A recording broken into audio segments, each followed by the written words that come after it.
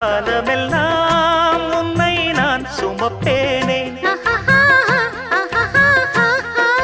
மாமன் உன்னை கண்டு ஏங்கும் அள்ளி கண்டு தோளில் என்னை அள்ளி கொண்டு தூங்க வைப்பாய் அன்பே என்று என் கண்ணில் நீதானம்மா,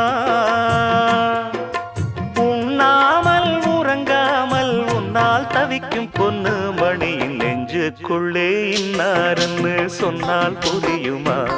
அது கொஞ்சி கொஞ்சி பேசுறது கண்ணில் தெரியுமா?